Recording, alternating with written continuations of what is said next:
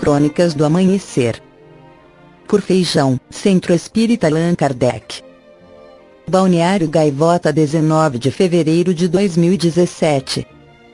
Afro-americanos sofrem muito mais mortes na família.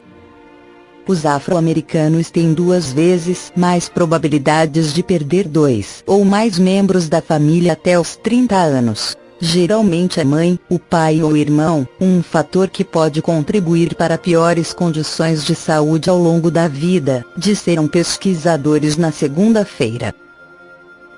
O estudo, publicado na revista científica Proceedings of the National Academy of Sciences, é o primeiro a mostrar os efeitos corrosivos nas famílias e comunidades negras deste sofrimento e luto repetidos.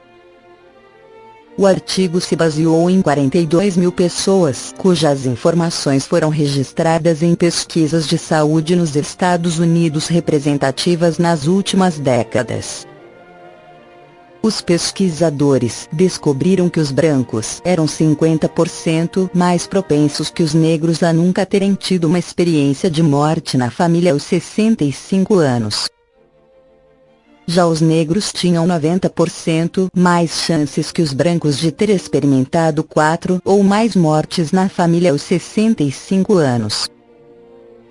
Sabe-se que as taxas de morte precoce são muito mais altas entre os americanos negros do que entre os americanos brancos, devido a uma série de motivos, como a pobreza, o crime e a falta de cuidados de saúde. Mas os pesquisadores disseram que esta diferença nunca tinha sido explorada antes como um fator das disparidades raciais de saúde.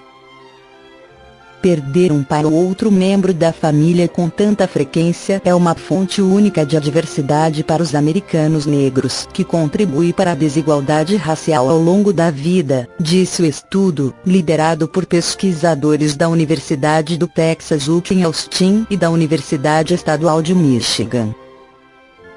A perda dessas importantes conexões sociais pode desencadear problemas de saúde através do estresse, crises financeiras e instabilidade em casa. O estudo apontou uma literatura substancial sobre o luto que mostra que a perda de membros da família prejudica a saúde física e aumenta o risco de mortalidade. O dano potencialmente substancial aos membros sobreviventes da família é uma rara e em grande parte negligenciada da desvantagem racial, disse Deidre Anderson, professora de Sociologia e diretora do Centro de Pesquisa Populacional da UT. O que falta na humanidade é saber o que acontece no momento e após a morte. Com esse conhecimento diminui o medo e a dor que advém do fenômeno da morte. Allan Kardec, em Obras Póstumas, apresenta 5 alternativas da humanidade sobre a morte. 1. Doutrina materialista. A inteligência do homem é uma propriedade da matéria, nasce e morre com o organismo. O homem é tão nada antes, como é nada depois da vida corporal. Consequências: não sendo senão matéria, o homem não tem de reais e de invejáveis senão os gozos materiais. As afeições morais são efêmeras, os laços morais a morte os rompe para sempre, as misérias da vida não têm compensação, o suicídio deve ser o fim racional e lógico da existência, quando não há esperança de melhoria para os sofrimentos. É inútil qualquer constrangimento para vencer ruins inclinações, deve viver para si, o melhor possível, enquanto dura a vida terrestre. É estupidez contrariar-se e sacrificar comodidades e bem-estar por amor de alguém, isto é, por quem há de ser aniquilado também. Os deveres sociais ficam sem fundamento, o bem e o mal são coisas inventadas e a contenção social fica reduzida à ação material da lei civil. 2. Doutrina panteísta. O princípio inteligente é a alma, independente da matéria, está espalhado por todo o universo, mas individualiza-se em cada ser durante a vida, e volta, pela morte, à massa comum, como voltam ao oceano as águas da chuva. Consequência: sem individualidade e sem consciência de si mesmo, o ser é como se não existisse. As consequências morais desta doutrina são exatamente as mesmas do materialismo. 3. Doutrina deísta. O deísmo compreende duas ordens bem distintas de crentes: os deístas independentes e os providenciais. Os primeiros creem em Deus e admitem todos os seus atributos como Criador. Deus, dizem, estabeleceu as leis gerais, que regem o universo, mas essas leis, uma vez estabelecidas, funcionam por si sós, sem que o seu autor cuide delas. As criaturas fazem o que querem ou o que podem, sem que ele com isso se importe. 4. Doutrina dogmática. A alma, independente da matéria, é criada para cada ser, mas sobrevive à morte e conserva a sua individualidade depois dela. O seu destino é, desde aquele momento, irrevogavelmente fixado. Os seus progressos ulteriores são nulos, sendo, por conseguinte, intelectual e moralmente, e para sempre, o que era quando acabou na vida.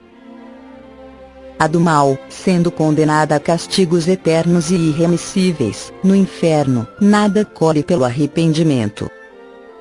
Deus recusa-lhe a possibilidade de reparar o mal que fez. A do bom é recompensada com a vista de Deus e com a perpétua contemplação no céu.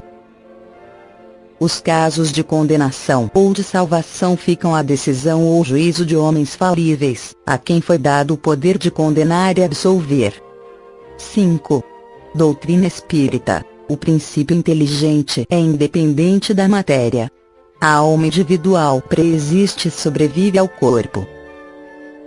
O ponto de partida é o mesmo para todas as almas, sem exceção. Todas são criadas simples, ignorantes e estão submetidas à lei do progresso indefinido.